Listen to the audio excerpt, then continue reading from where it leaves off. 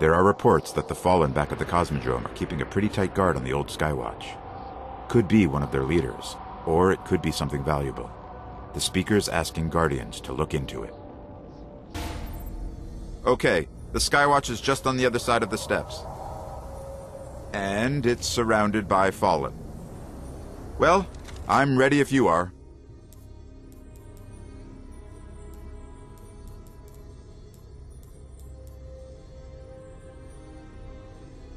Yo, what is up, guys? It's your boy Hitman Hunter bringing you a Destiny gameplay video.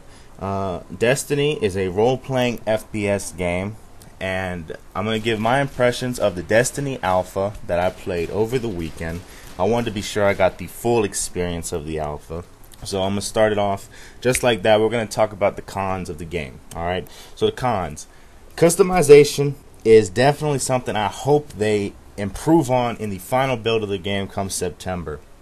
And this isn't really an alpha, it's more of a very polished small bit of the game.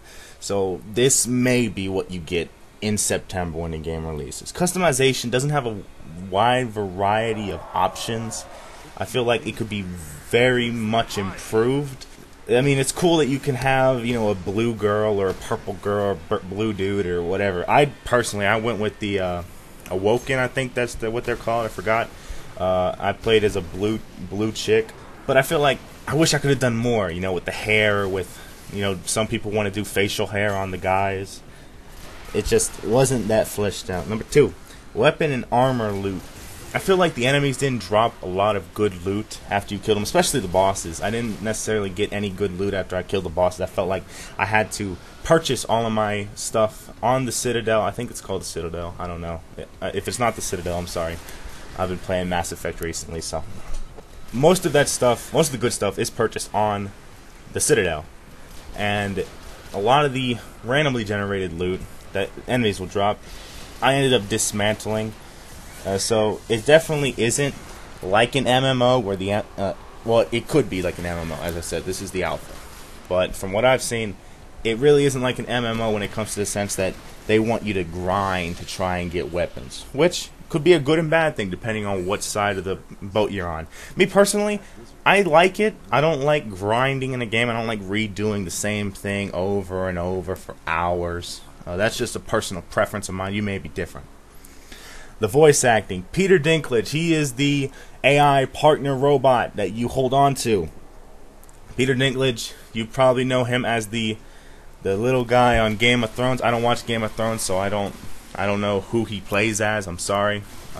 I know a lot of you are probably like, "Hey man, watch Game of Thrones." No, I might watch in the future, but he doesn't have a wide, like, he sounds like a very dull voice actor in the game. And he probably does. I know he probably doesn't in real life, but in the game, I don't know if Bungie was trying to go for that robotic AI feel.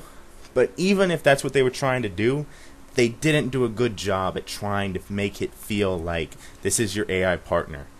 He just sounds really dull and very low key. That is most likely going to be what he sounds like in the full game.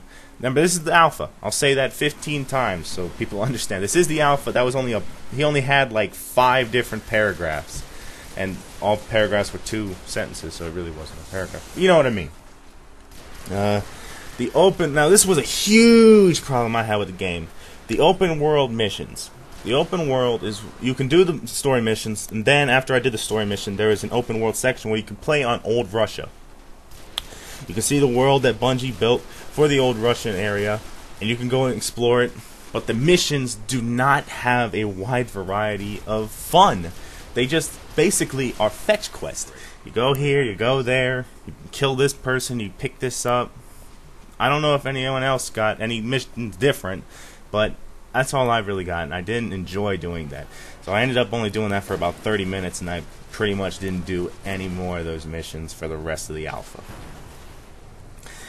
Load times.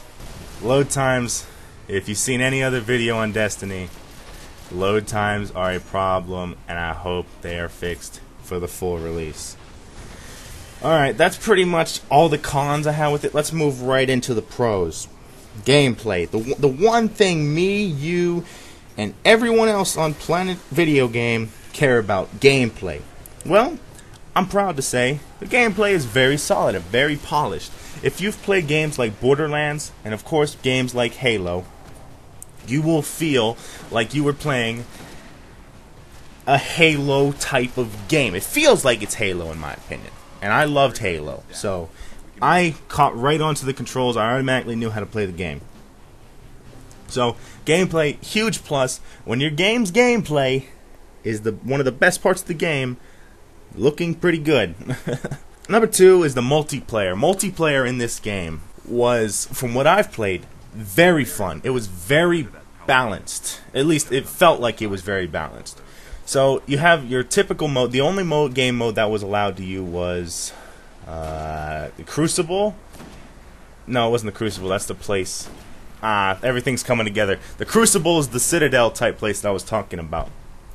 The game mode, I forgot what it is. It's basically like a domination from Call of Duty, right? You got to go to control points. You got to try and lock down control points to gain points for your team. It's a 6v6 game mode, and you keep all your customization options, all your weapons that you got in the single player, and you go into that game mode with all your stuff. There were 2 maps that I played on. One was on the moon, and the other one was on Old Russia. Both maps felt like they were very thought out, very well made maps, at least in my opinion. I had a lot of fun enjoying it and looking out in space on the moon. It was very beautiful. And I felt like it was, as I said, it's very balanced. I had a assault rifle. I have one of the better assault rifles that I picked up. It was like 106 damage. It did like fire damage or something like that. 44 rounds.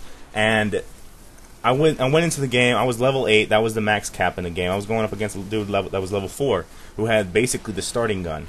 And he went and wiped the floor with me and my teammates. And we were lighting him up. So I know it sounds like, oh, Hitman, you're a noob. Well, that might be true.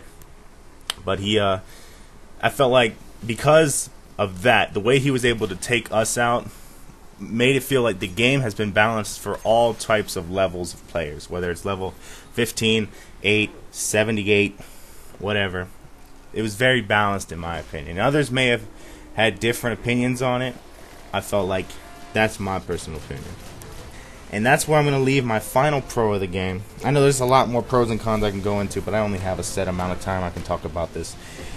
Co-op. Co-op in the game feels like co-op. The game was set to be a co-op game from the start, and in the end, at least in my opinion, it feels like a co-op game, and that is the strongest point of the game. Me and some random dudes would get in a lobby together, and we'd do a strike mission, do multiplayer. We would work together without even having to talk to each other. Like, I didn't use my mic at all. I wanted to test it out to see if the game feels like a co-op game without even having to talk to somebody. And the game did that.